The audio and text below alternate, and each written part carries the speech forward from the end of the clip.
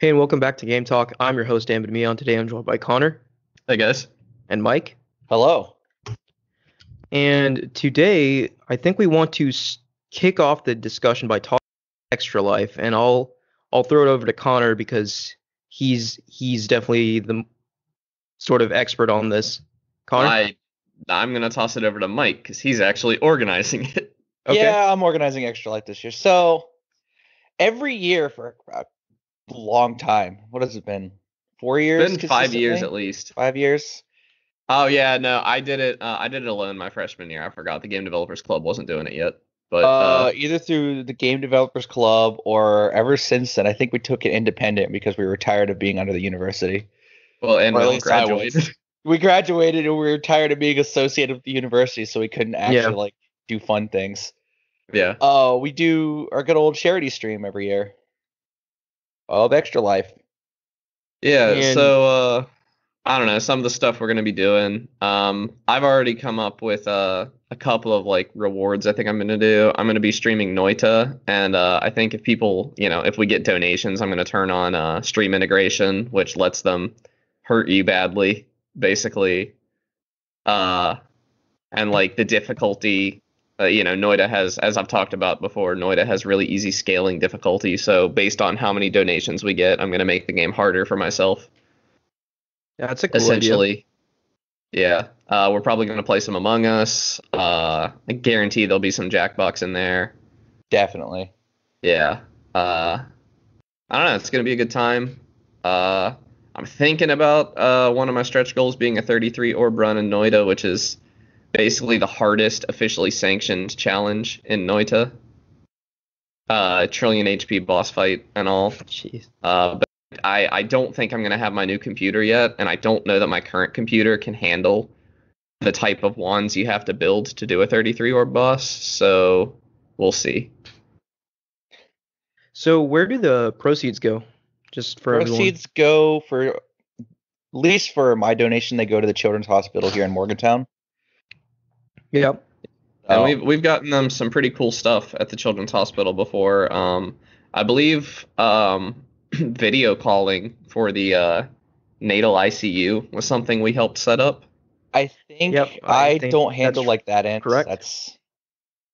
That's all Gab's Right. specialty. I went and toured the hospital, and they gave us some feedback about what we had helped fund. Yeah, that was a cool experience. I remember that one year we did Extra Life. We raised a respectable amount of money, and then a few Yeah, we months typically later, do. We typically raise somewhere between $1,000 and $3,000, don't we? Something like that. Yeah, something like that. like four figures, which I think is a respectable amount of money. And then the hospital gave us a tour and showed us exactly what our money helped them purchase. Yeah, and our money goes to the hospital. I don't know how much we actually help do stuff, but they have like stuff inpatient for kids. A lot of it's not so much like actual treatment or anything that the money goes towards, but making it a little less miserable to be a kid who has to live in a hospital for a bit. And Which is almost as important, I think. Like that's Yeah, a huge and- deal if you're a kid stuck in a hospital and you have like video games or something to play. It makes your life a lot easier. yeah, I mean they've got like VR headset. They've got a VR rig. They've got nice gaming PCs. They've got I'm sure they have the next gen consoles and everything. It's especially important for like my family since my sister has CF and she spent a lot of time in the Children's Hospital here.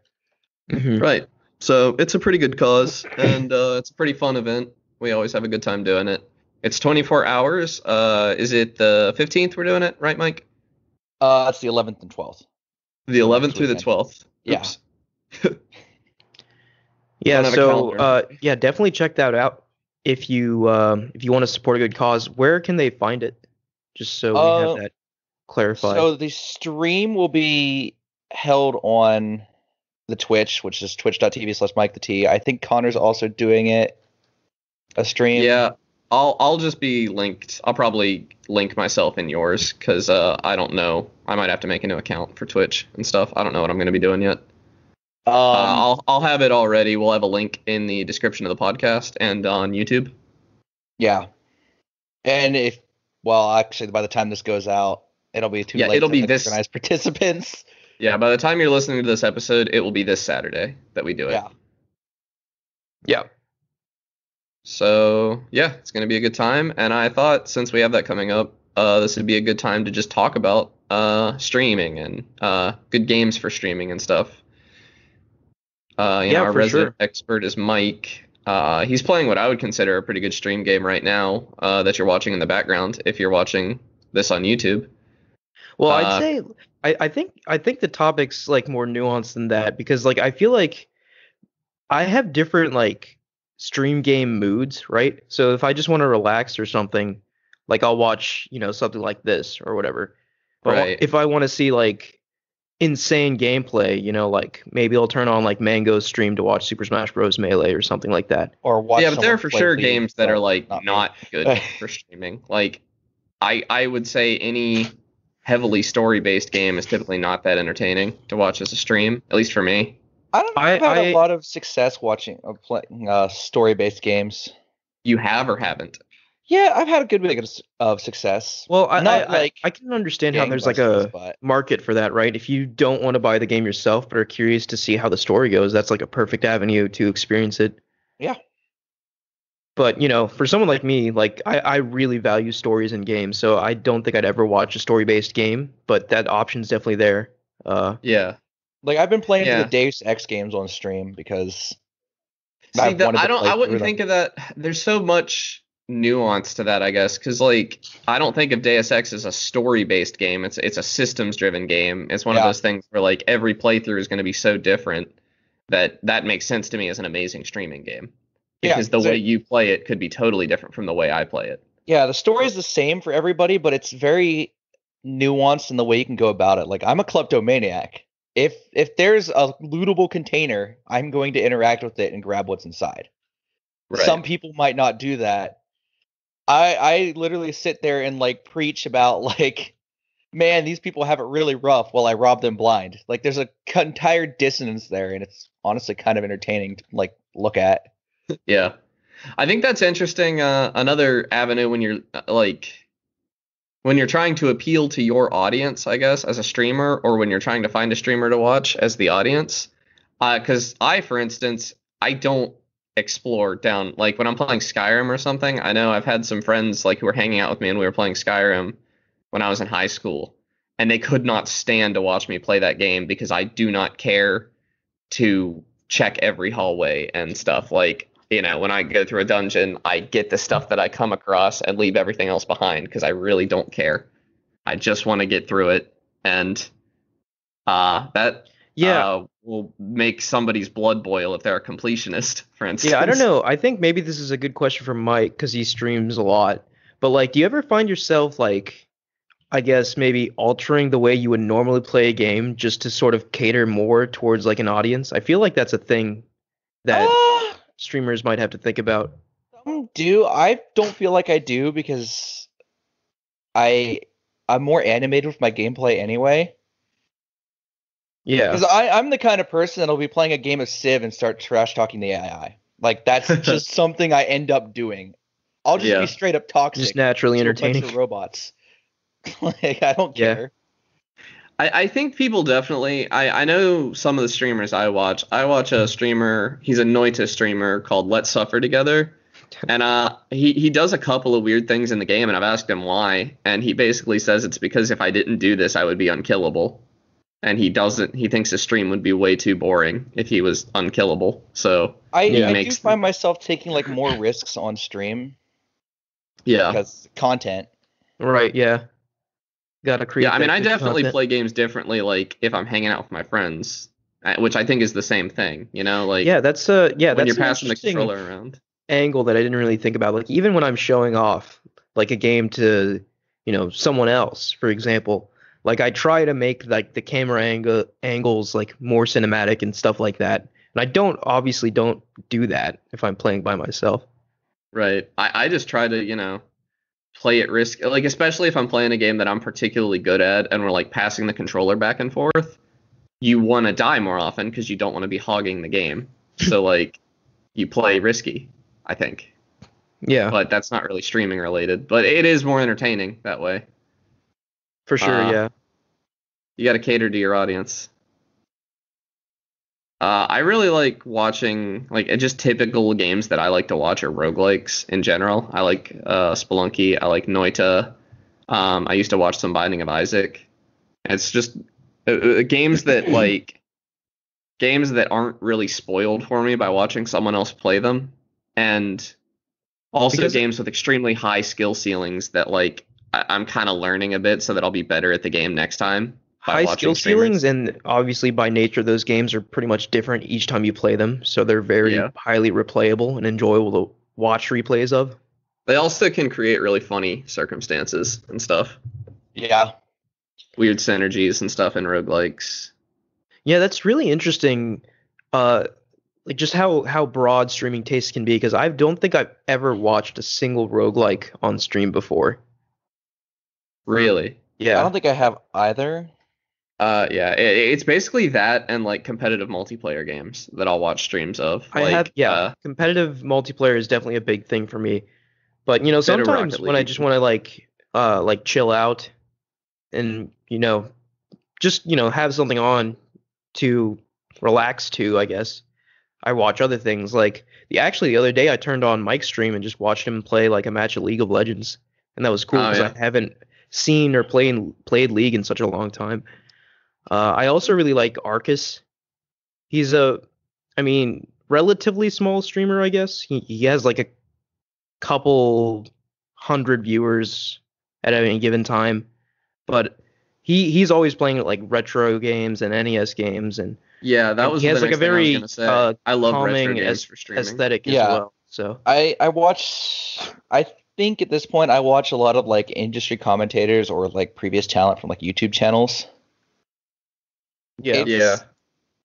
really weird, like my stream tastes. Like I watched Lawrence Sontag finally complete Ultra Nightmare Doom.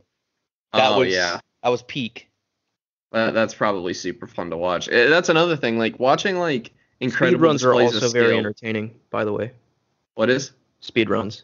Oh yeah. Oh yeah, that goes without saying. But I feel like speedruns are their own category alone. Like Yeah. I think weird runs of games, just in general, like not just speedruns, but like Nuzlocke, Pokemon Nuzlocke runs, yeah. I think are Oh, cool Nuzlocke because are you get so fun. invested. Twitch plays Pokemon, of course, being iconic as a weird Oh, yeah. run. I've been really enjoying Alpha Red. I haven't been catching the streams. I've been watching the VODs, but he's been streaming his World of Light Nuzlocke run Oh, that's been interesting. or Wait, what does Super that Smash mean? Bros. Ultimate. Oh, So the World of encounters Light? are all random. No, the encounters are all the same, but if he loses a character, like if he loses Oh, a match I with a understand. character, that Okay. character's gone. Yeah. And it's super interesting. I like it a lot. Yeah, it's funny because last episode I talked about the PS5 and Astro's Playroom. Well, Astro's Playroom has a speedrun mode, and after playing around with it myself, I got really addicted to it, and I've actually been looking up Astro's streams and learning like high-tech moves from Astro Playroom streamers. Yeah, because the PS5 doesn't have a ton of games right now, I foresee that being a very popular, especially among people who, spent all their money on a PS5 and couldn't get any games. Speedrunning Astro, I think, is going to be a popular thing to do, and I think that's really cool because platformers are good speedruns typically. Right. Yeah, I think I'm currently like I haven't checked in a few days, so this might not be true, but I'm like top in the leaderboard amongst my friends, at least for most levels, and I'm like top 1,000 in one particular level. Yeah, that was how I was in Mario Odyssey. I was I picked the kingdom nobody liked. I was doing Lake Kingdom, and everybody hated that one, but I liked it. And I think I got to be like top 100 or something for the speedrun category in that. But I was tied for top 100 with like a ton of people, but I was still top 100. Uh-huh. Yeah. I've never really streamed much outside of Extra Life though. I don't think I've ever. I might have streamed like once or twice just for funsies, but like I've never actually seriously streamed like Mike has. Yeah, I'm more of a serious streamer. Yeah, I play a lot of the time when I'm playing games, I am like I've thought about streaming them and stuff, but I'm usually on a Discord call with my friends. And a few of my friends have a vocabulary that I would Yeah. not love to have associated with me in Yeah, any totally broad understandable. sense. Oh, Yeah. that's a whole like can of worms that I have to deal with.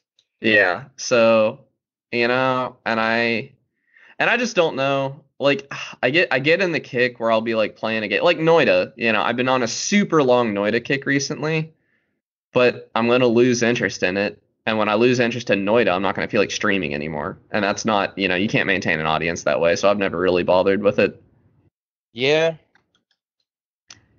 Yeah, and I personally I feel like my streaming tastes have evolved over time too. Like back when I first started watching like Twitch streams, I would like watch like the biggest streamers like Ninja and like Dr. Oh, Lupo see, I'm and the stuff like opposite. I that. hate if they have more than Well, 100 viewers, I typically turn it off. well, let me finish. That's how I started out, but then like started to get kind of jaded from those streams. They just seem like almost like overproduced and stuff Yeah. like that. So now I'm like definitely comfortable in like the mid to small range streamer like range, and I find those way more entertaining. Yeah, that's where I'm So at too. yeah, like I mentioned Mango, I mean, he does pretty well. Like he's had thousands of viewers at once, like he's a popular name. But like I typically even go smaller than that now. Like I mentioned Arcus, I see online right now he has 371 viewers. And Yeah, I've always I don't been know, like the smaller streams I feel like are more entertaining because like you can find one that specifically suits your tastes. Like the big streams that have like tens of thousands of viewers are like very generic because they appeal to like all sorts of people, right? But like with small streams, you can find something that caters to you and get more interaction through like chat and streamer interaction. Yeah. yeah, there's a lot Yeah. more interaction at the smaller levels than there is at the top because after a certain point, like 1,000 viewers, you just can't read chat anymore. You cannot interact Yeah. anymore after that. At And that you point, I feel like can- chat just becomes like a hive mind almost, kind of like You pick Twitch up plays like Pokemon. you pick Yeah. up like one thing that's been copy pasted over and over again, and that's what you go off of. Yeah. Yeah. And like I was saying, like high skill ceiling games and stuff, some of those are hard to read and you want to ask questions and stuff. And you're not going to be able to do that if there's 1,000 other people memeing. Right. Also, there are a lot fewer memes in smaller streams, and I cannot tell you how much I hate Twitch memes. That's personal preference, obviously, but they annoy me a lot. Yeah, I And, feel like uh, our opinions might like- be in the minority here, but I agree with you, Connor. They Yeah. can be cringe. Maybe I'm just an old man. I don't know. I've Yeah, I developed mean, we like my are- own Twitch memes at this point. Like I'll adapt things and then I'll throw it into my own culture. Yeah, I do. Yeah. Yeah, that's one thing I really do like how like a streamer can take like emotes and memes and stuff and sort of make them their own, Yeah. like so it sort of becomes like an inside joke. And I do like how Twitch allows you to like post other people's emotes in other chats. I don't know. It's just a cool touch that shows like kind of your personal like I guess portfolio of people you're interested in. I like think my Twitch has done a $25 lot of emote is a PogChamp on a frog. Like that's it. That's the joke. It sounds Twitch has pretty done some twitchy. good work community building, like you were saying, being able to like post other channels emotes and stuff. Yeah. But I think rating is like a really cool thing that Yeah. it exists now. It's an opportunity for the bigger streamers to kind of share the love. Yeah. Yeah, it's a cool feature. Also, have you guys heard of squad streaming? No, what's that? I think that's a thing where you can like bring up multiple streams at once, but like the streamers themselves have to be like linked or something. And Oh. like you can with a click of a button like switch to another stream. Yeah, squad streaming is you can have them all up at the same time. Right now I think it's only open to partners. Yeah, so for example, say if like on Extra Life, you and Mike decide to squad stream, right? I can pull up your stream and Mike's stream at the same time and make one like the primary stream I'm watching, and then just like click over to Mike's. It'll already be streaming in the background, so it's like essentially like switching channels on a TV. Oh, and Mike, that's what you said you wanted to do for Among Us, right? I can't do squad streams technically. Oh, okay. But yeah, Mike, Well, we can set up you- a multi-stream. It's the same. Yeah. Mike, you multi-stream. said it might be available only to like Twitch affiliates or something. I don't know It's about that. partners only right now. Okay. It's like a limited. Twitch does these things where they do like limited rollouts. Yeah, And that makes then- sense though, because stuff's complicated. Yeah, and no, Twitch is really good at this, and I think it's also an interesting sort of thing to explore the fact that there aren't really any competitors. You know, like Microsoft tried to make Mixer a thing, like really tried to make Mixer a thing, and that blew up in their faces like hard. Yeah, I'd Yeah. say the only competitor is YouTube streaming. Yeah, I and was it's gonna say not YouTube. Facebook Yeah. is coming up as well. YouTube streaming's terrible. I know I was trying to watch a stream the other day, and they just can't. At least the streamer I was watching couldn't get his moderator game together, and he after about an hour gave up on YouTube because he couldn't get people to stop spamming the N-word in chat. Yeah. Yeah. YouTube, I feel like is a second place, but a very distant second. You know, like Twitch is just so far ahead in every conceivable way. I honestly wish it was that way. Like I wish Twitch was the go-to place for gaming. I really don't like that, like, because I don't like getting my gaming content from YouTube personally. I would much rather like, I mean, because I well- like YouTube for like sketches and stuff. It used to be See, a I very disagree. different place. In my mind, there's a space for like YouTube, like actually produced and edited YouTube related gaming videos as well as game streaming, right? So I go to YouTube for, you know, the manufactured content, you know, like, and then I go to Twitch for like the live content. Yeah, I guess I just wish. Yeah, I am the same way, but I wish that my produced content was somewhere other than YouTube. I guess is what I'm saying.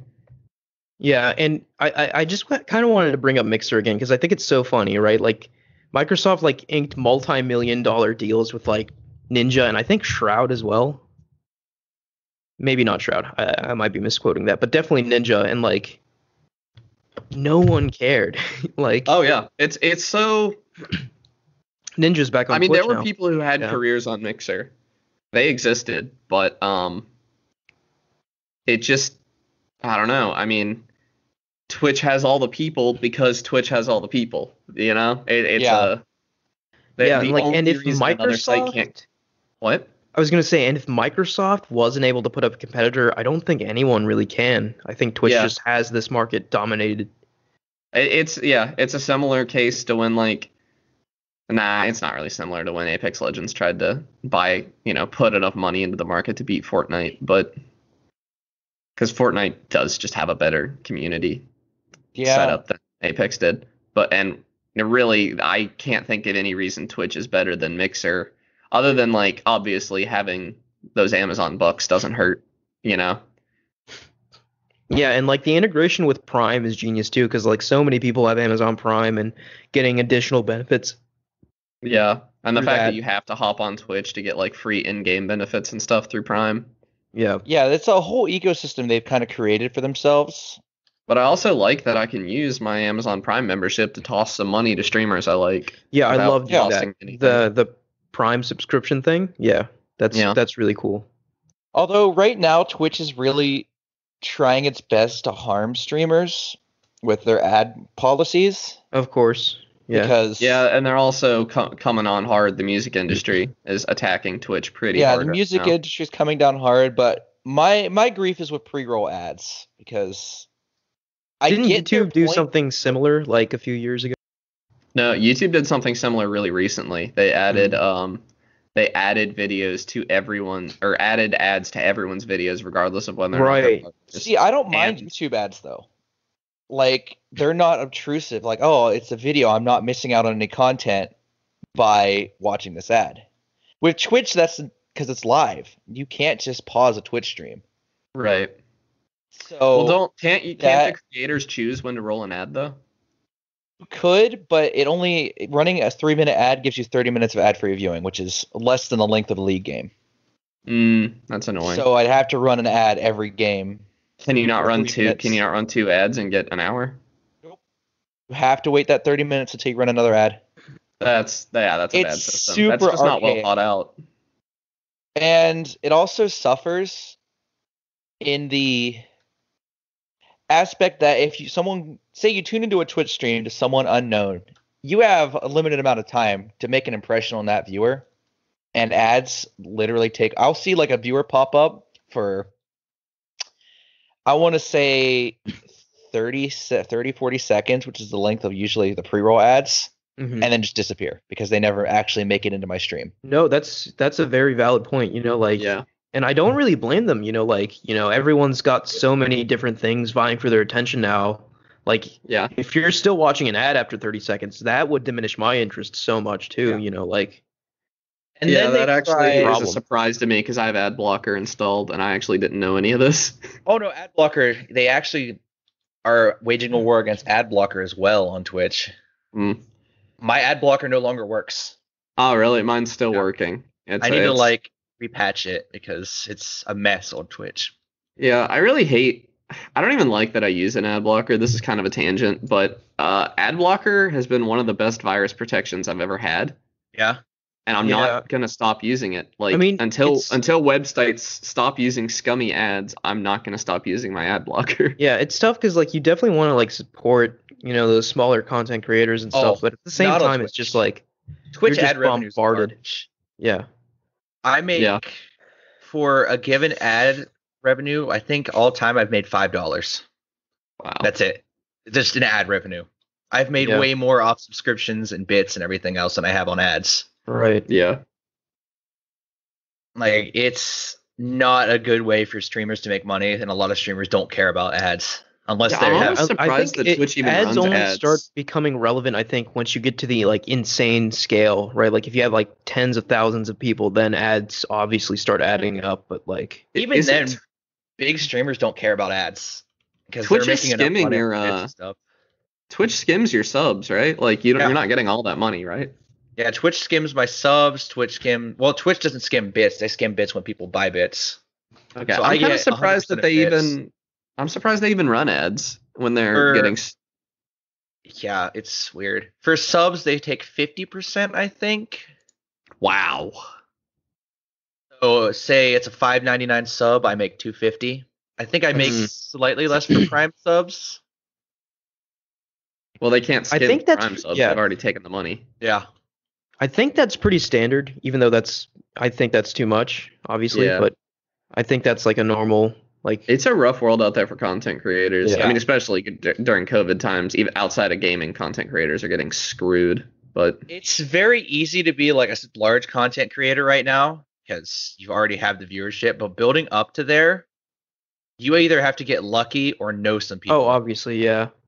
yeah, you have to get. Yeah, it takes a miracle. But a lot of people are like, I want to be a streamer. It's like, you do, but you also don't, because then you're going to have to spend a lot of time trying to get up to the top. I mean, I yeah, a almost lot of think people YouTube's say an they want easier to be a place. streamer, but like, I feel like you need to understand the level of work you need to put in to even get like a small viewership. Yeah. Like it's a lot. I feel like There's YouTube would be so an easier much place work. to get started than Twitch because you at least have like gaming the algorithm. I feel like with Twitch, like I don't know about other people, but when I'm on Twitch, I don't browse. Like I have a handful of streamers that I watch, and it's Yeah, extremely rare that anybody gets added to that list. That's a really good point, Connor, that I didn't really think about. I browse a decent amount on YouTube, but never on Twitch. Yeah, like I'll just let my recommendeds on YouTube take me for a trip, but I would never do that on Twitch. Yeah. Twitch suffers from discoverability for small streamers. It suffers from a lot of weird inconsistencies and a lot of favoritism towards their big stars, which is normal on like a streaming platform. Right, because those stars make them the most money. It makes sense, right? Yeah. But even then, like the whole ad controversy has me like rethinking streaming on Twitch at this point. Really? Like every time I go live, it's like, am I really worthwhile? Like if my biggest regret is signing that exclusivity clause when I became an affiliate, because it's super hard to just build a brand on one site.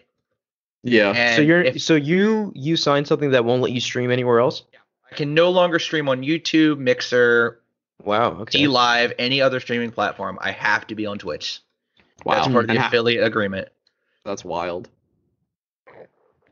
So That's Yeah, terrible. I feel like that's such a it's a gamble either way. It You know, really like is. it's like before, like I imagine if you have that contract in front of you, you could be like, okay, I'll either go all in on Twitch and like, you know, take my shot at building like a streaming empire here, or you know, build up, like consider building up your stream on one of the smaller sites like, you know, YouTube TV or Facebook gaming, right? Where, you know, like there aren't as many people streaming, so you have more of a shot at, you know, getting some audience. I don't know. It's a tough choice. It's a very tough choice, and a lot of streamers make that mistake of signing that affiliate agreement when they hit the requirements. And now, this is what really angered me. Twitch partnered with Monster Cat, so you can pay $5.99 for an affiliate. Oh, you can just buy an affiliate? Just buy affiliate now. If No you have way. 1 month of Monster Cat Gold, you can apply instantly for affiliate. Wow. That's wild. I had to work for 2 years for that, and now it's a $5.99 subscription. That's awful. Like I remember doing some research on this before, just because like I was interested in like how the numbers would shake out. And I think you had to have like 100 or 200 viewers or something like that. 200 views or something to qualify for an affiliate ship. So that's less. You have to have 200 total views, 3 average viewers, and like 20, 30 hours streamed. Which yeah, that sounds the right. hardest part is average viewers. No, it's 100 Right. followers, or is it 50? I think it's 50 followers. Yeah, I mean, that's the way there was things are some going though. requirements. Like having people pay instead of like having the requirements because it's But like, easier why on the would company. you even? So I don't understand. Like, what? Why would you just buy the subscription rather than build your audience? Like, that's not going to get you an audience if you just buy the I don't know. affiliate ship. It seems like a bad idea. I mean, Steam kind of hurt developers in my opinion. I mean, the Greenlight program was extremely broken. Yeah. But canceling the Greenlight program, I believe the Greenlight program died in the middle of Prospectrum development, which was kind of devastating. Which meant that I could get my game on Steam no matter what, but you have to pay a fee. So it's like $100 or something to get your game on Steam now, or to get a Steam developer account. I think I could put another game on Steam for free now. But Yeah, once you have your account, I think you're just dandy. yeah, but that's kind of not the point. The point is that the Greenlight program was a valuable audience creation tool, sort of. Like, you would campaign to get your Greenlight, and in that time, you could try to get an audience going, and now that's just gone. And that's sort of the same here. You know, you pay for your affiliate, and now that whole, you know, they've got your money, and you've got nothing. Yeah, it's crappy, but also I can see the benefit in Monster Cat Gold because I'm actually a subscriber to it, just because it gives me copyright-free music. Like, I can play Monster Cat's entire EDM library on stream, except for maybe a handful of songs. Yeah. And I will no longer get copyright striked. Anytime I've played music on stream, I've kind of rolled the dice with some of the more obscure musicians I like that I know are self-published. Stick with small musicians or musicians that I can easily get on a whitelist for. That's my music right now. Yeah, I play a lot of like Pat the Bunny and Apes of the State because I know, like, if anything, they'd probably like. Okay, so I don't know what they would actually say about what I'm doing, but I know for sure I have introduced a lot of people to their music back when I was doing Extra Life and stuff the first few times. So I did them a favor. Yeah, streaming's a market, and it's only gotten more popular with COVID going around. Yeah, God knows I watch more streams now than I used to. I this time last year I didn't watch streams at all. Like, it really became something I did during COVID. Yeah. No, I didn't watch streams at all before COVID. Now it's like streams. Yeah. And no, I think I typically walk in and like I have one just playing in the background all day while I'm working pretty much. Just because like it's not human contact, but it's something, you know? Yeah, like it's a small background screen. It's just nice to have something, somebody talking in the background while I'm working. I do think it's worth pointing out that streaming has sort of it obviously like originated with gaming, but it's sort of branched beyond that now too. There's like a channel, very popular like channel called like Just Talking, where it's just like Yeah. strictly just chatting. That's what it's called. It's just like a talking stream. Just there's, Chatting like- had some weird intros though, weird like eras in it though. Yeah, I can there see are that. people like there's a streamer called Critical, right? And he I like him Voice alright. Critical, old Charlie, love Charlie. Voice Critical. But he watches YouTube videos on his stream, which is fine. But it doesn't he typically have like 100,000 viewers on his stream or something? Like Yeah, it's like what like at that point it's like watching YouTube with a friend. yeah, That's but what like they kind of want to cater to. isn't he kind of depriving that YouTuber of 100,000 views potentially? Like But maybe, That's but I where feel it's like his. debatable. I mean, without knowing anything about this guy, I feel like his appeal would be like him reacting to the YouTube I mean, video, Critical right? is like a YouTuber first. yeah, he is. That's yeah. where he got his start. Well, yeah, he was a YouTuber first. Now he's a streamer first, and he uploads stream stuff to YouTube occasionally. Oh, he also uploads rants to YouTube. Yeah, that's true. Yeah, but he definitely is more streamer than YouTuber now, I would say. There's a lot of content. Like I've watched weird YouTube videos for content. Like I have a whole playlist of just weird, obscure, creepy YouTube videos that I just watch on stream Yeah, because I love watching weird, obscure crap. yeah. There's something to it. I don't know. I've always had beef with like going back to the days of like Ray William Johnson. I had huge beef with him because I felt like he was just literally making money off other people's work. Reaction yeah. content has always had that like gray They- area. They don't add anything to it, you know? But like watching another person laugh at a joke, you don't deserve money for that. I don't Yeah, know. I hear you, Connor, but like it kind of baffles me too. Reaction content has really like exploded into very like it's a very lucrative sort of subgenre of streaming now slash Yeah. content creation. Like I mean, I guess I sort of get it. I do watch like a couple like reactionary YouTubers just because I think they're funny, right? But Yeah. if you're not like trying to entertain through comedy, I don't really understand the appeal in watching like YouTube reactions. Yeah, I'm I- typically somebody who's gonna say respect the hustle no matter what the hustle is. Right. But when the hustle's reaction content, I don't respect it. Like there's nothing to it. Like I don't know. It's not I've seen a lot of like I think Jesse Cox and Krendor went on a whole like reaction train of reacting to each other's videos and slapping a new face cam on top of it. It got very Game Grumps are obnoxious. doing a really weird thing right now during COVID where they're going back and reacting to their own videos. Yeah, no, that's I what feel like really once happened with once this you whole get train. big enough, you can do that. Maybe I don't know. If it was like director commentary, I'd agree with you, but they're not scripted or anything. Like they're just getting on there and like, oh yeah, that thing we said 4 years ago was kind of funny. Like I don't get why anybody they get views, I guess, but like I watched I one or two of them. honestly could enjoy that because it's I like looking back at old content that I've made and being like, oh, this was awful. Why did I do this?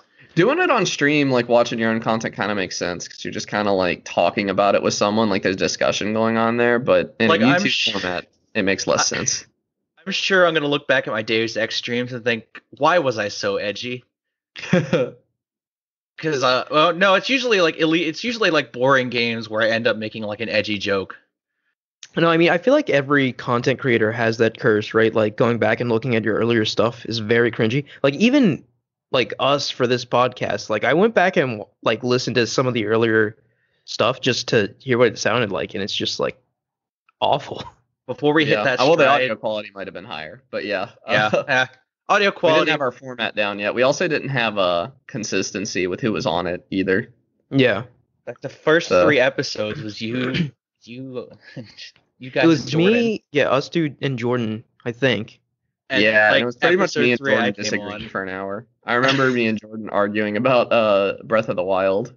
See, I do miss Jordan because he always provided that like He's very contrarian. yeah, I could contrarian be viewpoint. contrarian. Wait, Last of Us 2 was not a good game. That's Oh, hey, no, that's my all right. stance. We have to have like an hour long debate now. No, But, that'll be like an but no. hour-long podcast. But like yeah, that was sort of Jordan's thing. He always provided like the opposite viewpoint, and it wasn't just doing it to doing it. He actually held those opinions. Yeah, which is what made it like he just interesting. has bad taste. Yeah, I mean, yeah. but no, Jordan. I mean, just Yeah, to he sort of, he I brings guess, sort of- a viewpoint that is not one that I typically hear. I mean, Yeah. I didn't like Breath of the Wild, but I also was kind of burnt out on wide open world games at that point. yeah, and that's definitely a contrarian opinion. But like, just to sort of reflect a little more on this show, like I feel like we're in a good place now because like the three of us have overlapping tastes and like simultaneously very distinct tastes, so we can like talk about a variety of things on this show. Yeah. Yeah, our tastes overlap enough that you guys don't bore me talking about yours. Yeah. Yeah. Basically. Like, if that makes sense. Yeah, we've Yes. really changed the way we've done this podcast. Like at one point, we are like, we could never do this in a live setting, and look at us now. Yeah. There's no That's dead true, air. yeah, I never even thought about that. Yeah, like ever since we started putting the YouTube videos out, I like haven't really been editing the audio. So I'm just trying to make a conscious effort of not like stuttering and not saying ums, which I still do, but I feel like I'm doing less of it. Because before still I just do edited it, out. but But, yeah. just there. You just got to throw it in there. Yeah. It's authentic, man. Yeah, it's less robotic. We've come a long way. What episode is this? 500 something? No.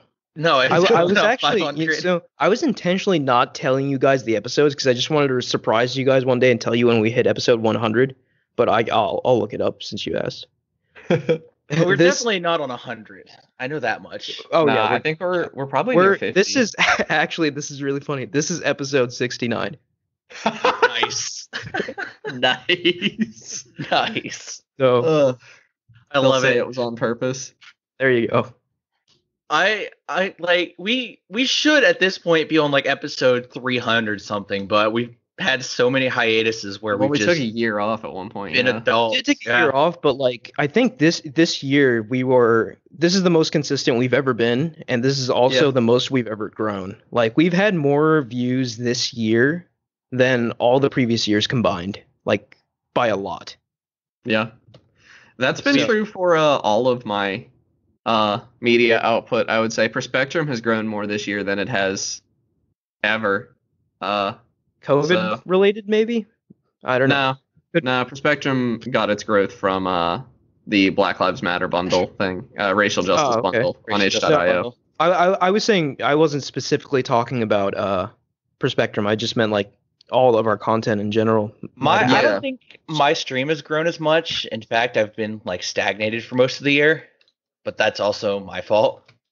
That's also the business, though. You just have to keep at it and slowly build it. Like Yeah, sometimes you'll get viewers and sometimes you won't. That's just part of the game. I finally actually eclipsed like 300 followers comfortably. So Oh, for that's- like 3-4 months, I'd sat at 299 and would occasionally jump up to 300. I think we've really So- improved our Extra Life game in the past couple of years. Yeah, yeah. I'm very much looking forward to a live one in the future if we can swing that again. I think our Because- second in year, person. our problem when we do them live in person is that a lot of the time we get to having fun and stuff, and nobody watches chat, and we're not being entertainers. We're being entertained at some point. Yeah, that's true. And See, Mike, that's- it'd you be were really cool if we fighting that found, like, last a time we did it. Happy. Yeah. Yeah, Mike was definitely the champion of being an actual entertainer last time. I have Well, enough experience of watching chat and like Yeah, also he's talking at the got same that time. experience. Yeah.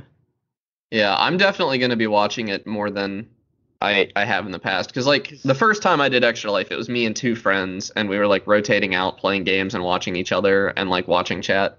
And that I worked mean, extremely well. Once you being- get a large number of people, it gets much harder to make sure that somebody's always aware of chat and aware of everything, Being candid, like last year's Extra Life was a great time, but it was also towards the end, it just kind of degraded. I also believe we were heavily in the red by the end of last year's Extra Life, given that we had a feast and Oh, no. everything. Yeah, no, Yeah. we lost a lot of money on last year's Extra Life. Yeah. This But year, that I'm not food was losing so any good. money on it. It was good Yeah, food no. though. Well, I might lose some money this year. I'll probably prepare quite a few snacks and beverages for But myself. I think the introduction of alcohol really caused Extra Life last year to be. It kind of lost a lot of off the rails bits. Yeah, it 'Cause we got was too more of a drunk way party too that we live fast. streamed than Extra Life. Yeah, we gotta be a little more careful this time. Yeah, that's why I put rules in now.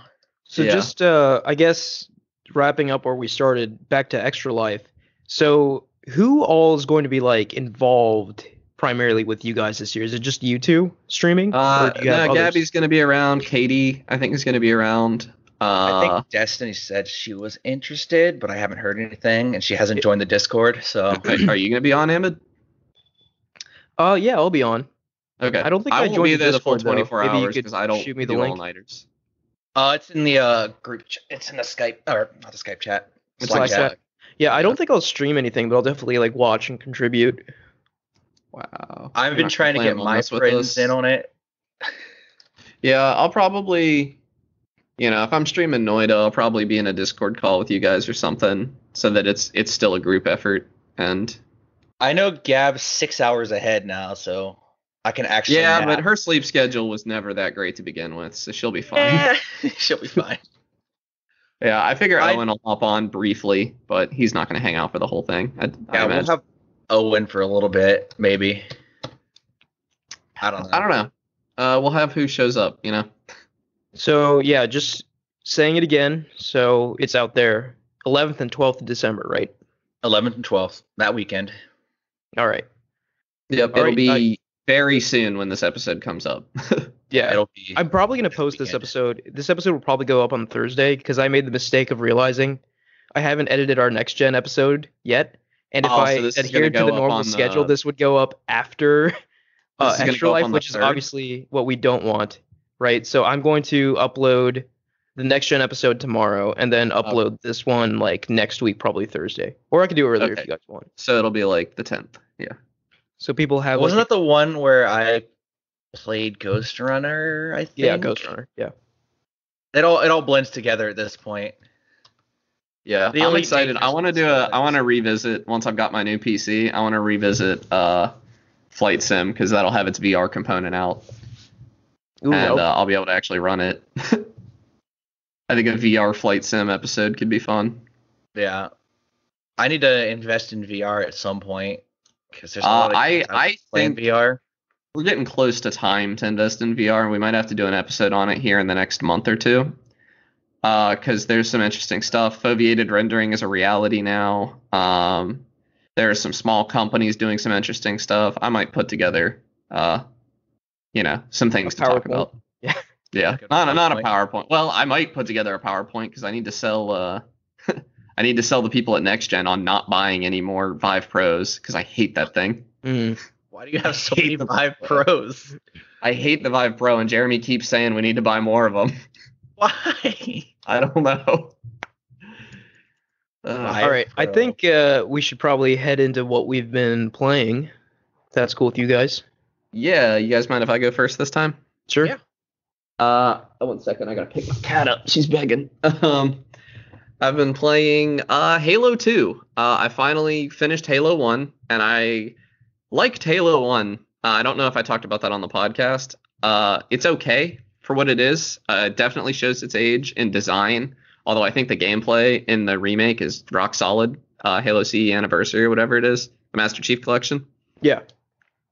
Yeah. Uh, Halo's gameplay's always been fantastic. Yeah. Not a fan of the design in a lot of places in Halo 1 though, and the difficulty was a little weird in a couple of places, which I can immediately tell you all of that was improved in Halo 2. The levels Yeah. feel way tighter. I like the way the shield works better. Really just like playing Halo 1, I was like, it was a good game, but I don't really get why people are obsessed with this. I started playing Halo 2 and I was like, oh, it's because Master Chief gave the Covenant back their bomb. Okay. Yeah. So- yeah, no, it's very good. Yeah, think it's the insanely first like three I'm kind of Halos itching are to play it top right tier. now, and I never felt like Halo 1. I was playing through it because I wanted to get to Halo 2 because I knew it was going to be better a little bit. But Halo 2 is just really, really fun and Yeah. has me excited Halo for 2 Halo. is like an all-time classic, and so is Halo Yeah. 3 in my book. Halo 3's I was going to insane. ask, have you played have you been playing multiplayer too? I jumped on and played some multiplayer with my friend Tyler the other day because they just recently added cross-platform multiplayer to the Nice. Master Chief Collection. Which, okay, I'm gonna complain for 1 minute. They added cross-platform multiplayer, but not cross-platform campaign co-op, which is That's weird. infuriating to me because that's I what I guess- want so yeah. badly. I mean, the multiplayer is definitely the more popular thing. That's probably why they prioritized it. Yeah, well, they've also mentioned that like it's different engines, I guess, because like it was different people designing it and stuff. The multiplayer and the Master Chief Collection versus the single Huh. player. Okay. So the single player has a couple of differences between the two that makes cross-platform extremely difficult, and they're not even sure they're going to do it at this point, That which sucks. sucks because I really wanted to play co-op because they feel like they'd be amazing co-op games, but that's okay. Oh, absolutely. Yeah. They are amazing co-op games. Really nice couch co-op. Yeah, for Yeah. sure. Yeah, I also felt like Halo 1 felt way better with a controller, but Halo 2, I'm totally comfortable keyboard and mouse. I mean, both of them Uh, had PC ports. Yeah, I know, but I've actually played the Halo 1 original multiplayer on PC a little bit, but the Master Chief Collection has been generally a better experience for that so far. I didn't super love Halo 3's multiplayer, which is weird. But me and my friend Tyler kind of took that out of our rotation. We were only playing Halo 1 and 2 multiplayer. And I gotta say, any map where you spawn with a Magnum in Halo 1 is just stupid fun all the time. Oh yeah, the Magnum was really good in Halo 1. Yeah, It was like fully really automatic. overpowered in Halo 1, I think. Yeah, it is, and I really like it. It's absurd, and I love it. So that's good Um, though. Like, so you finally Yeah, I are finally on get it. board I'm still the not Halo, like a Halo train. diehard Halo fan, I would say, but think- I get it. I don't and I'm know having if a lot of you- fun with it. Yeah, it might be hard for you to become one because I think you had to be there. It's one of those Yeah. things, you know? Like you had Yeah, to be I there as definitely it came missed out. out on finishing the fight. You know, Yeah. like I think I'm gonna get a kick out of Halo 3, but I don't think I'm gonna be. I don't think I'm gonna enjoy it as much as people at the time did. Whereas Halo 2, I'm pretty into it. Well, awesome. Mike? I'm going to talk about two games actually because they kind Sure. of mesh into one another. So I talked about Human Revolution a little while ago, but I wasn't that far into it when I think I was still in Detroit. Oh, I think. But I actually finally finished it, and does it slog at some points? Because there's a point I think that's a real issue in systemic games is that they often. Oh man, sorry, I just watched you step into that tube. Oh, I stepped into it again. Yeah. Yeah. What happened with Deus Ex? Because it's the director's cut, they integrate the DLC into it. And at the time, the DLC, when it was released, was a separate story that fit the canon at about that point. So it starts you off with none of the abilities you had. So you basically just start off with nothing but like a couple of points, and it was enough to like displease me, I guess. Because Yeah, I I always literally find it started from the start. Annoying when games do that, you know? Like they come up with like a story-based reason to like deprive you of all the skills you've built up. It wasn't even a story reason. It was just because it was the DLC and the devs didn't want to Okay. Even they Tight didn't Island. want to ruin the experience of the DLC because by the time you go into the DLC, you are pretty well specced out on augments. hmm Because I believe the DLC is the second to last mission. Technically. No, it's the third to last mission. I don't Yeah, really yeah. like when games do their DLC kind of like in the middle of the story like that. I typically like post-game DLC. The reason why it was that for Deus Ex is because there's a point where you get into a cryopod and then like a week later you wake up in like some station. I can't remember what it is. So there's like a week or two of time gap Yeah. that's not explained. When it should In have any taken game where like you 5 get days. stronger, though, it's just kind of hard to do. Like, for instance, Dark Souls, I was never really quite sure when I should go do the DLC in Dark Souls 1. Like, I just didn't really get, like, I went to it as soon as I was able to, and I felt like I was under-leveled, and then I came back later, and I felt a little strong for it. Yeah. It just didn't quite feel right. And I had the same problem in Control, where, like, I got a mission halfway through that like kind of felt like it had the importance of a story mission, and I didn't realize it was DLC at the time. So I like chased it down, and I realized halfway through, like, oh, this isn't story at all. This is DLC. And like it was fine and all, but it felt like a massive like departure from the main story that didn't really fit in. It kind of broke up the pacing really bad. But And that's a problem. the last like 2 missions of Deus Ex Human Revolution though, like the second to last mission, you're fighting like your standard armored bad guys at that point in the game. And it just feels like the rest of the game. Then you hit to the last mission, and this is a spoiler for what's approaching a 8 or 9 year old game now, so I don't care at this point. One of the people that you thought wasn't an antagonist becomes an antagonist and presses a button that drives every augmented person berserk. Or those that got a chip upgrade. So now Sounds like the instead of plot facing- to Metal Gear Solid 4. Yeah, now instead of facing Wow. like Spoil 2 games for me, guys. well, too good. Instead of facing like these heavily armored bad guys, you're basically facing zombies, and it's a total departure for what the rest of the game was, and it really Zombies hits hard. with serious moral complications. Yes, civilians at that point, and they're Yeah. completely out of control. Like you can, it becomes a horror game because you can hear them like moaning and just like screaming because they're all hallucinating at that point. Love horror and non-horror games. It's nice. It's a nice change of pace from a game that at that point had become like largely formulaic. Like, oh, I'm gonna sneak past these guys, and if that doesn't work, I'm gonna start shooting. Now That it's sounds- Yeah. if I don't shoot these guys, I'm gonna suffer. Or if I do shoot these guys, I'm gonna feel really bad. Which I like when games do that to me. Not a lot of games do that. Yeah. And I also started playing Mankind Divided, which is the sequel to Human Revolution. That's the newest one, isn't it? Oh, yeah, it's the relatively newest one. It starts you And right the at the least point. popular one, right? No, there's way worse ones. Yeah, I Oh, thought okay. I thought Mankind Divided did okay. Didn't Game Maker's Toolkit do a video about its open world and stuff? I think they did. It feels a lot better in a lot of aspects. And like the story kicks you off like, yeah, remember that incident where everyone went berserk?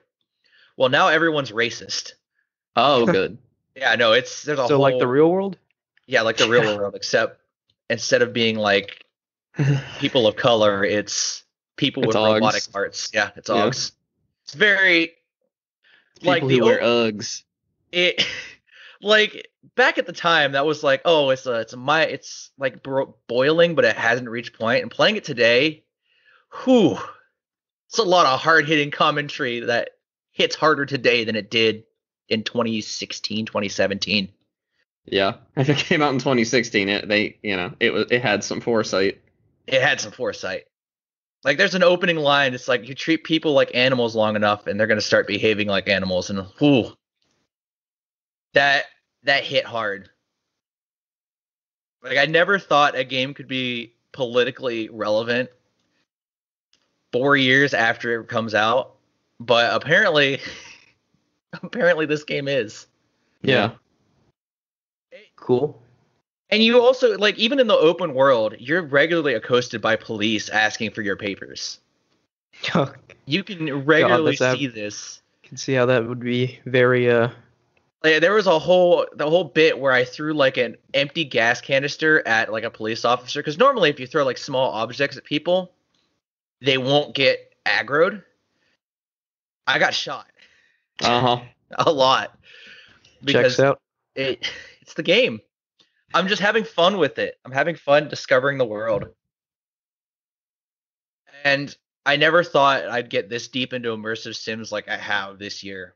A lot. Yeah, with I Prey, think Deus Ex. Yeah, I really want to play Prey. Immersive sims are like on the cusp of something I can really enjoy, but often like the actual like mechanically they don't feel great sometimes, and that stopped me in a lot of Mankind cases. Divided feels good, and its stealth gameplay feels a lot better than Human Revolution. Yeah, Human Revolution just didn't feel great to play, and that's why I couldn't quite get into it. It But, had, like, it had I a love lot that- of weaknesses. Like, because I love like people have referred to Watch Dogs as like an immersive sim light, Oh, and I no. definitely get that. Like, and I wish that it leaned farther into its immersive sim elements. But the gunplay feels good in Watch Dogs, and like the hacking feels good. Stuff that a lot of immersive sims don't quite get right, if that makes sense. Yeah, So immersive Mike, sims are hard to deal with, but I do definitely like think they're the most interesting games. they are very interesting. I was gonna say, Mike. So do you think now you're ready for your for Cyberpunk? Oh, I'm extremely ready for Cyberpunk. Is Cyberpunk Like- immersive sim? No. Yeah, Well, I it's didn't- an it RPG. might be. I don't know. It has Like, I don't first-person really know what elements, Cyberpunk is. so. Yeah, I don't think anybody does, and we won't until it comes out because they say you're not allowed to do any pre-release footage. Haha. That's pretty normal though. Yeah, I know. Yeah, Yeah, I think the big reason for the delays on that game are making the last gen versions now, PS4 and Xbox One, actually work because Yeah. the game is so it's clearly a next gen game, you know, but they promised they'd release it on older consoles. Yeah. I'm not Yeah. anticipating anything. Like, I think it'll come out and I won't even notice. But I mean, everyone will be talking about it when it comes out, but I've been like living the Cyberpunk lifestyle for a hot minute, so you're ready. Your body is ready. my body is ready. I got to play the original Deus Ex 2. I picked it up on the Steam sale, so that's on my list of things to play in my Cyberpunk spree. it'll have come out the day before Extra Life, right? Yeah, The 10th? literally, Extra Life is going to be me like gushing about Cyberpunk. Okay. Yeah. Dude, you should just stream that. I feel like Wanna people will be str- interested I don't in think that. I'll be able to stream Cyberpunk. My computer's not powerful enough. Right. It's a It's a Yeah, really I'm good impressed game. you're getting such good stability with what's this game called again? Satisfactory. Satisfactory. Although I think it's partially because you don't have a big main bus with like a billion things on it. Yeah, my main bus is smaller because Yeah. I kind of outsource my things, like my steel productions on the other side of the map. That's smart. You also have walls built and stuff. Very I don't efficient build walls design. typically when I play this game. Like I have my everything on my resource map marked, and I have an outsourced steel production, so I don't have to deal with it. Oh, I haven't unlocked the map. No, that's like it's not even end game. It's just whenever you find quartz, Yeah. which is like a mile away. Oh, I found quartz. I just haven't done anything with it, science wise. I'm trying to figure out why all these presents are dropping, but I just haven't been able to figure it out. All right, so I think if you're done, Mike, I'm gonna wrap Yep. us up.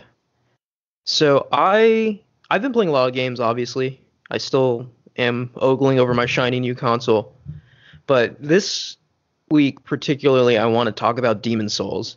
So I beat Demon Souls a few days ago now, and after I beat it, I just reflected for a bit and just thought, God, we are so blessed to have From Software. Like, they really hit on something when they first made Demon Souls in like 2009, I believe. Like, obviously Dark Souls is the popular one and the one where like they really refined what they were doing. But Demon Souls was the first, right? And being the first, it had a lot of experimental ideas that were very cool. And, you know, some didn't work, but some really did. And something I didn't know about Demon Souls going into it is that, well, something you all might know is that it's divided into 5 worlds, right? And each Yeah. world has like 3 interconnected levels. I knew it was And- divided into 5 worlds. I didn't know it had 3 levels in each. Well, the first world has more levels because it's like the main world, like the Boletarian Palace. But anyway, at the end of each world, you have I kind of want to say gimmicky boss fight. It's not like a typical Souls boss, right? So each of these bosses at the end of the worlds have like a unique mechanic to them, right? And I'm not going to spoil what those are because some of them are really, really cool. And it felt so unfrom like, right? Because they really didn't do that in their future games. I mean, No, they yeah, the did only one to an that they did extent, that with but- was like yeah. the Bed of Chaos, which Bed was of Chaos. terrible. but like they did it so well here for the Hmm. most part. Like a couple of them were but in particular, like I'm not going to say what happens, but like the Storm King boss fight had my jaw on the floor. Like that was so cool. And just in general, like like the interconnected level design is there, but it isn't like Galaxy Brain levels like it is in Dark Souls, right? Like in Dark Souls, you're just like, how is this, like, I can't believe this connects to here, right? Yeah. Like Demon Souls it's good, but it's not like, it doesn't overwhelm you with how perfect the level design is. Hmm. And but all that being said, like what Bluepoint did to this game, just bringing it like back to life and like making it look like one of the best games graphically ever to this point, I think. Like the visuals are just absolutely stunning. The sound design is so great, and just playing through this game for the first time was such a treat, because to me it was a new Souls game, right? And I have to say the standout level to me was, and I don't think this is an uncommon opinion, but the Tower of Latria was straight up just Bloodborne. Like the entire world, it felt like I just was playing Bloodborne for like 3 levels, and it was incredible. I really need to play Demon Souls. Yeah. So, like in playing this game, I saw shades of Dark Souls and Bloodborne, right? So I like playing this game. So like right off the bat, Miyazaki knew what he wanted to do. Yeah, it makes you understand. Like, okay, I understand how Bloodborne came to be. Miyazaki just went. He basically just put the Tower of Latria on steroids, and that was Bloodborne, right? And then obviously the Boletarian Palace is like the signature like castle level you have in each Souls game, right? And there's even like the Valley of Defilement is straight up just Blighttown, right? But like way more bleak looking. Like the Valley of Defilement might be the most bleak area I've ever explored in a game. It is just filthy and depraved and awful. It's tough to go more bleak than Blighttown and the Pit of Dark Souls 2. The Pit, or whatever it's called. I'm pretty sure the Valley of Defilement was bleaker. Wow. But just all in all, loved my time with this game. I play these games very methodically and slowly. Like I don't rush through it. I explore every nook and cranny. So it took me roughly 37 hours to beat, which is shorter for me than the other Souls games. Yeah.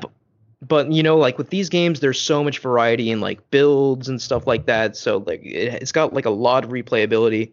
Obviously, Souls games are super replayable, but I've only ever done New Game Plus on them. I've never actually done a second playthrough with a new build. Yeah, the same with me actually. I'm actually the worst. I'm the most boring Souls player in the world. I always just boot it up, sword and board. Oh, that's what I do. Like I almost never use magic, especially in this game. Magic's considered like a cheat almost because it's so overpowered. I mean, it's borderline that in Dark Souls 1. Yeah, but. Yeah, fantastic game. And I will say, like, that last boss fight was pretty memorable. Like, obviously, it doesn't really stand up to some of the other, like, final bosses From have made, especially considering, like, Sekiro, which, again, I will say for the upteenth time, has the best final boss of any game I've played. But the last boss in Demon Souls, he's got more mechanics than all the other bosses, so it actually sort of felt more like a Dark Souls boss or something. And I guess that's another thing I'll say about Demon Souls. The bosses, while very challenging, as you'd expect, mechanically, like a lot more simple than they were in the Dark Souls games, because I guess they just didn't have that much design work put into them, right? So like they only have like 1 or 2 patterns, or not one. I would say maybe like 2 to 4 patterns, right? And once you understand those, like you've got them beat. Whereas, you know, in the Souls games, Bloodborne, Sekiro, it can get a lot more complicated than that. But this last boss felt like a proper Dark Souls boss, right? Like he had very different mechanics, and they happened very quickly, so you had to react quick. But the main thing I'm getting at is that he has an attack where he grabbed me, and then like it was like it was clearly telegraphed, so it can be dodged, but I just didn't see it coming because this was my first time fighting him. But his hand glows blue. He grabs you, and then the text appears on screen, soul level depleted. And I was like, no way.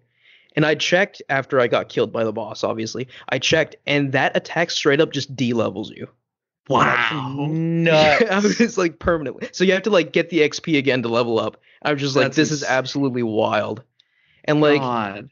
yeah, See, I would hate that. Like I love that they had the stones to do that, but I would hate it. Like I quit playing Dark Souls 1 when I was younger because I got cursed and couldn't figure out how to get rid of it.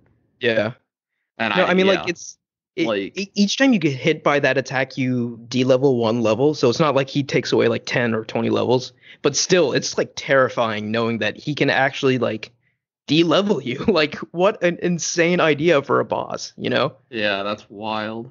And I will say, like, I mentioned some of the like the gimmicks and like creative boss fights that they don't really do anymore. Like, I guess I'll spoil another one just because I think it's really cool. The the Old Monk. Yeah, Old Monk. That's the boss I'm thinking of. So the Old Monk is a unique boss fight in that if you're playing online, which you should be, right? That's the proper way to play Demon Souls, Dark Souls, in my opinion. Yeah. What happens is once you enter the boss room, he basically summons an invader, right? And like possesses him, and that's the boss fight. It's an actual other player. Oh, that's cool. They didn't But do that again until Dark Souls 3. The other player is like buffed up because they have like a homing like soul arrow attack that fires off every like 30 seconds or something. So it's even harder for the person like facing the boss. So it's really cool. And like you said in Dark Souls 3, so like this is where they got the idea. Demon Souls, you can see the genesis of so many of their ideas in this game, and it's really kind of fun to see. That's really neat. So yeah, that's pretty much all I have to say about Demon Souls. I absolutely loved it, just like I thought I would, and I just can't wait for more From Software goodness. Like the second Elden Ring comes out, I'm buying it. Like day one. But yeah, that's yeah. I've that's never Demon been Souls. day one on a Souls game. Elden Ring will be the first time. Yeah, like there's no question. Like I don't need to watch anything about that game. I'm buying it day one.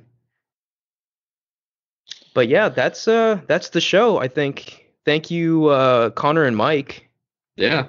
See you guys next week Yeah, see you guys next week. Yeah, you can for follow Extra us at- Life.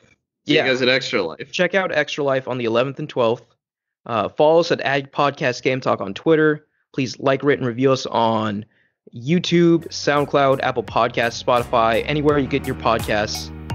And click the link in the description of this podcast to join our Discord and talk to us there. Thanks, guys, and we'll see you next time. See ya.